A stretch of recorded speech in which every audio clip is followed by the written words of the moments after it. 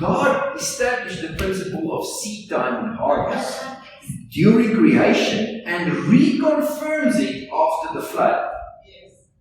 After the flood, God says, now seed time and harvest will not cease. So if I am going to live according to the principles that God has put in place, I have to sow if I want to reap.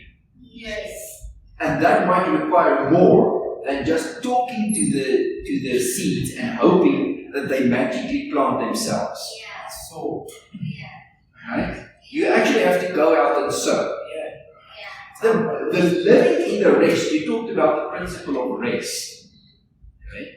The principle of rest in the New Testament, as it is declared in Hebrews 3 and 4, you can actually read Hebrews 2, 3 and 4, is not one day in 7, but entering the promises of God. Now, when the Israelites crossed over the Jordan, the manna ceased. Right? We think that the provision of God is like manna that falls out of heaven. But manna was supposed to be a temporary measure that was supposed to only carry them directly out of Egypt into the promised land. They were going to make a stop at the mountain, and then they were going to enter the promised land. The failure of the first generation meant that instead of 3.5 months of manna, they had to subsist on manna for 40 years. So manna was supposed to be a temporary 3.5 month stopgap measure. Right? But the moment that they crossed the Jordan, one generation later, the manna ceased. But crossing the Jordan and entering into the promised land was supposed to be entering into rest.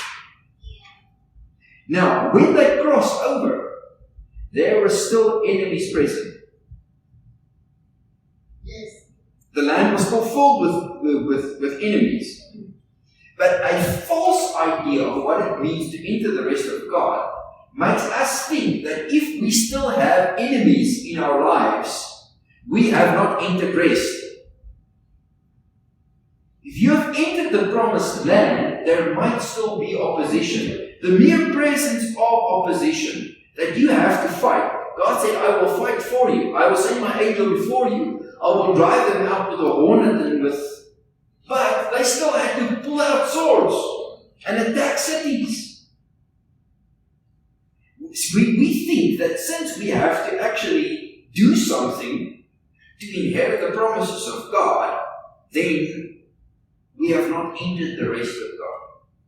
In the promised land, they were going to sow and to reap. No more manna from heaven.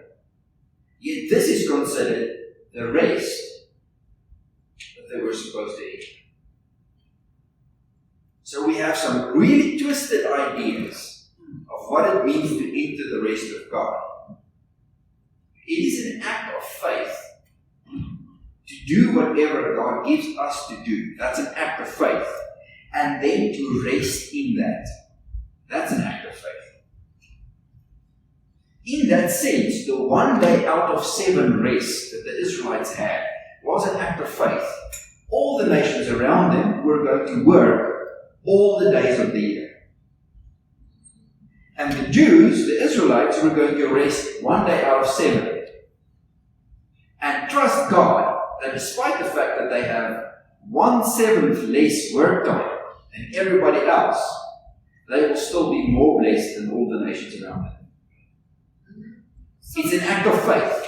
For those who still believe, is it still applicable in this? Okay, so the way that the writer of Hebrews, which I believe is Paul, portrays rest, he doesn't touch on the 1 day out of 7 rest. He simply says, those that are faith, okay, have rested of their own works, even as God rested from his works. We have entered the promises of God.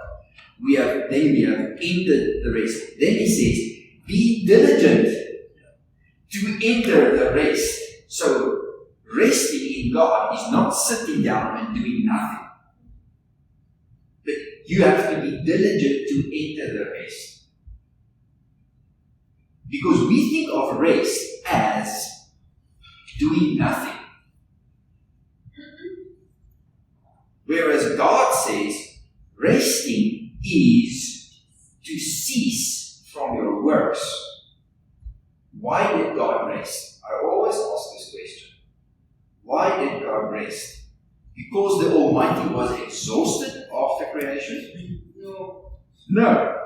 Because He was done. So I am relying on that which has already been accomplished. I'm saying it is sufficient. And most people, even Christians, even the Seventh-day Adventists and the Jews that rest one day out of 7, seems to be incapable of saying it is enough. Now we've done enough. I've prayed enough. I've worshipped enough. I've read my Bible enough. I've studied enough. I've worked enough. And right now I'm going to sit back and enjoy what I have accomplished by the grace of God. I'm going to rest and enjoy my salvation. In quietness and rest is your strength. Do you follow? In returning and rest, the joy of the Lord is your strength. Okay. That is not, I'm not allowed to do anything today. That is what God has done is enough. I am confident that I am in right relationship with God and I am going to be blessed. I'm confident of that. Therefore, I rest. And when it comes to my salvation, I am diligent, as Paul says to Timothy, to make my calling and election sure. Okay, and how do you make your calling and your election sure? Be in these things. Be busy with them, so that your progress will be evident to all. That's what Paul writes to Timothy. He says, if you're busy with these things, then you will certainly never sin. How will I never sin? By sitting and doing nothing, or by pursuing the purposes of God in my life. Without fear, I'm not pursuing the purposes of God because I'm afraid of punishment. I'm pursuing the purposes of God because I believe that is the very reason for my existence. And I can rest in that assurance. So I'm working, but I'm resting.